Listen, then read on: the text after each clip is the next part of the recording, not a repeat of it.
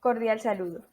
Mi nombre es María Victoria Tapia Ponce, estudiante de noveno semestre del programa de Derecho en la Universidad del Magdalena. A continuación, expondremos los resultados de la investigación titulada La violencia de género como patrón de macrocriminalidad en el conflicto armado colombiano, realizada en conjunto con la doctora Melina Quintero Santos, docente del programa de Derecho en la universidad mencionada.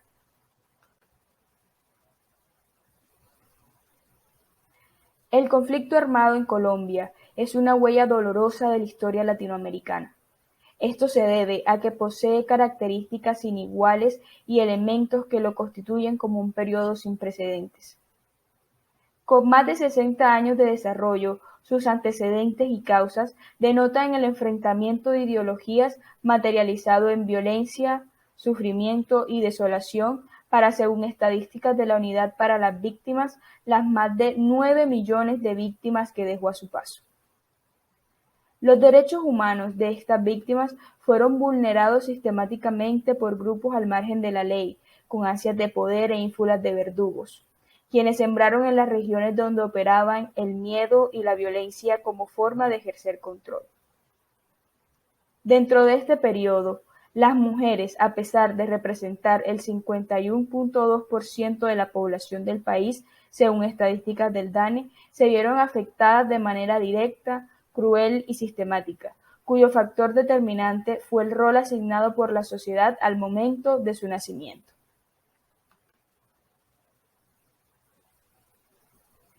Los patrones de macrocriminalidad se han convertido en la herramienta precisa para imputar responsabilidades y esclarecer la verdad en el marco del conflicto armado colombiano.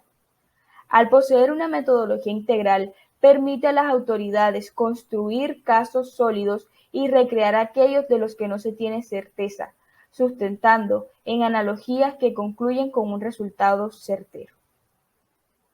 Sin embargo, estos patrones únicamente han sido estudiados en los casos de violencia sexual según nuestro ordenamiento jurídico interno, obviando los tratados internacionales y los otros hechos victimizantes que denotan la aplicación de una violencia basada en el género por parte de grupos paramilitares y que lo ubican como patrón de macrocriminalidad. La mujer ha sido víctima a lo largo de la historia. En todos los periodos se puede observar que su desarrollo personal, social, cultural, político y económico ha estado opacado y truncado por la supremacía masculina, que caracteriza a la sociedad desde sus inicios y que precisamente ha tomado el mando gracias a la invisibilización de la mujer. Este patrón se refleja claramente en los vejámenes perpetrados sobre su persona y contra su integridad.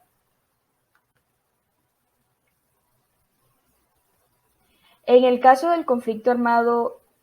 no internacional colombiano, se han determinado por la Ley 1448 del año 2011 13 hechos victimizantes: despojo de tierras, secuestro, extorsión,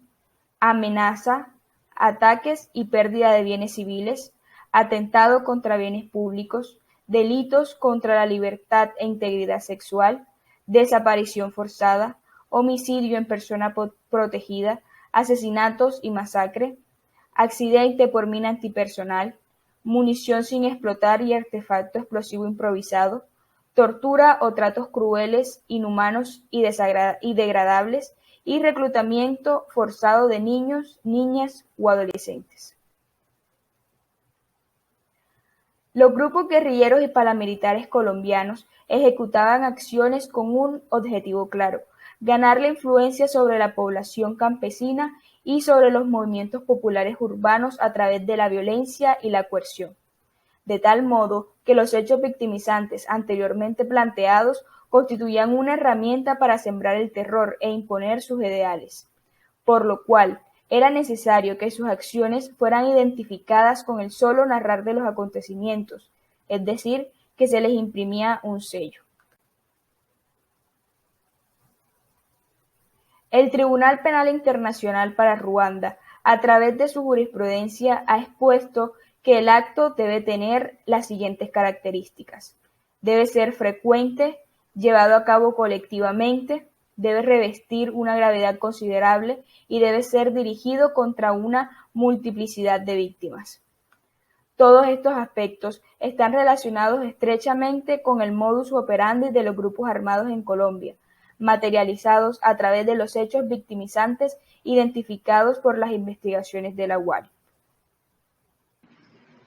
Buenas, mi nombre es Melina Quintero Santos, docente del Consultorio Jurídico y Centro de Conciliación del Programa de Derecho de la Universidad del Magdalena, y a continuación les voy a hablar un poco sobre lo que son los patrones de macrocriminalidad y la violencia de género dentro del conflicto armado colombiano.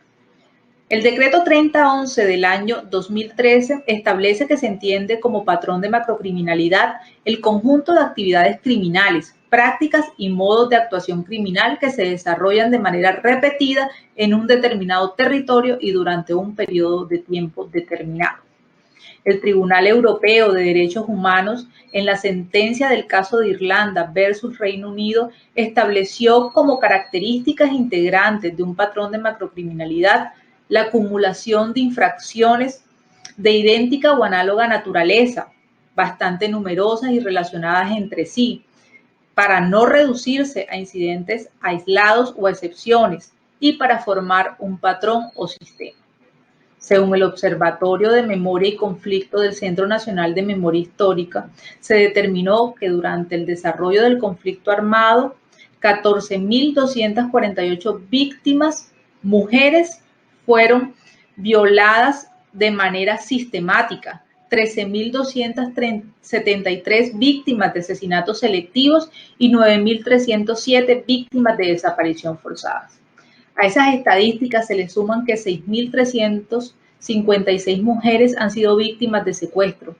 4.632 víctimas de reclutamiento y utilización de niños, niñas y adolescentes, y las cifras continúan aumentando. Las anteriores cifras demuestran que la violencia basada en el género cometida dentro del marco del conflicto armado no se limitó a los delitos de contenido sexual. Sin embargo, la ley, debemos resaltar que la ley 1448 del año 2011 consagra una serie de garantías y derechos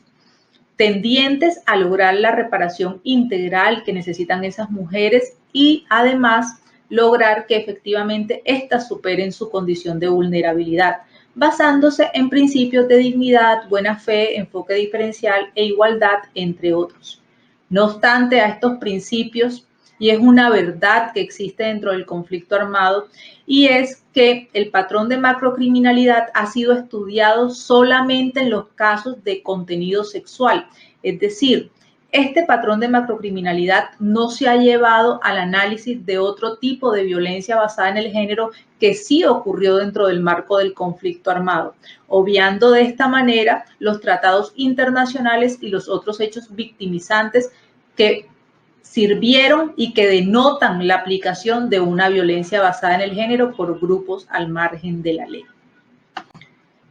Así las cosas, el Estado deberá redignificar a la mujer víctima y esta dignidad es adquirida a través de la no repetición y la oportunidad de gobernarse y ejercer la independencia ética y física dentro de un contexto social determinado, garantizándole los enseres y herramientas de superación social, psiquiátrica y económica, porque todo eso va a tender a que efectivamente la víctima logre superar su condición de vulnerabilidad y pueda ser reparada integralmente, tal como lo contempla la Ley 1448 del año 2011 y el marco de justicia transicional. Muchísimas gracias por su atención.